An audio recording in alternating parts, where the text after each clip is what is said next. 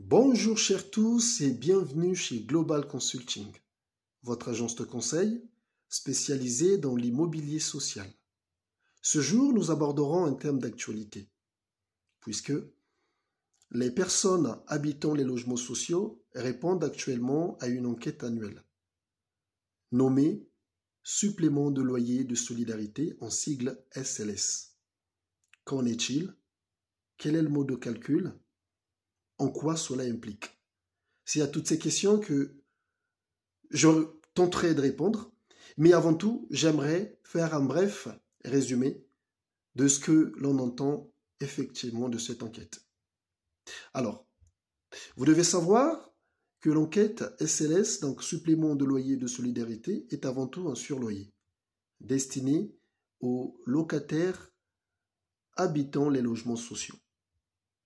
Ce surloyer s'applique si les revenus des personnes habitant les logements sociaux dépassent d'au moins 20% les plafonds de revenus d'attribution des logements sociaux. Ce surloyer donc s'ajoute sur le loyer et sur vos charges. Pour les personnes qui dépassent donc le plafonnement de 20%, ils sont assujettis et donc un surloyer leur sont rajoutés sur leur loyer et sur leurs charges dès février 2025. Et pour ceux qui ne dépassent pas, bien évidemment, donc le plafonnement de 20%, ne sont donc pas assujettis, donc paieront ce qu'ils ont pour habitude éventuellement de payer, et donc le montant indiqué sur l'avis d'échéance. Alors, ce que vous devez savoir, c'est que le calcul de cette enquête s'appuie sur un document précis. Il s'agit là de l'avis d'imposition. Pour les personnes concernées le savent, puisque répondre à l'enquête de ressources, c'est joindre l'avis d'imposition au formulaire que vous recevez et que vous êtes convié à remplir. Et c'est sur la base de ces déclarations d'avis d'imposition N-1 que le calcul s'effectue, et c'est de là que l'on peut effectivement déterminer si ce client locataire est assujetti, donc dépasse d'au moins 20% les revenus destinés effectivement à attribuer un logement social ou pas.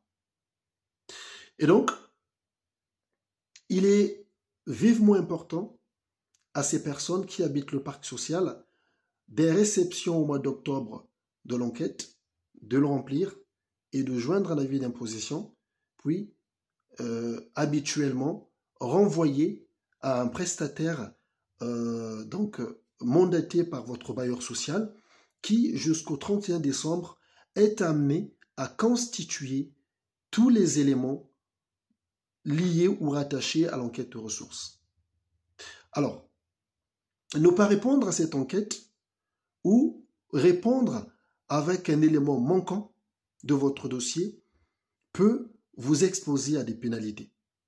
Au 1er janvier de l'année d'après, donc en l'occurrence en janvier 2025, toutes les personnes qui n'ont pas répondu ou qui ont un dossier incomplet suite à l'enquête de ressources se verront être imposées donc une pénalité de 25 € qui n'est ni remboursable, d'accord, ni modifiable. Et donc ce montant qui vous est facturé sur l'avis d'échéance de janvier, après réception, est transmis à l'État. C'est une pénalité qui ne peut être dérogée et qui est payable à ceux dont le dossier serait incomplet ou à ceux qui n'ont pas du tout répondu à l'enquête de ressources. Et cela ne s'arrête pas là, puisqu'il y a ensuite de cette pénalité de 25 € une pénalité que l'on nomme SLS forfaitaire. C'est une pénalité qui effectivement s'applique tous les mois et qui peut aller jusqu'à 4 000 €, voire plus tous les mois, si et seulement si les personnes n'ont pas répondu donc favorablement à l'enquête de ressources ou n'ont pas fourni tous les éléments nécessaires afin que le dossier soit complet. C'est cela. Et donc, le mode de calcul s'appuie sur certains critères.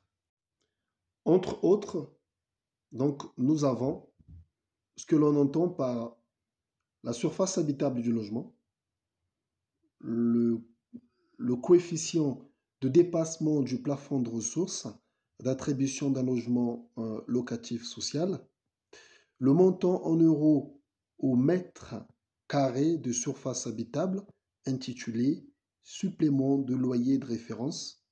Ce montant d'ailleurs qui est fixé selon les zones géographiques de localisation du logement.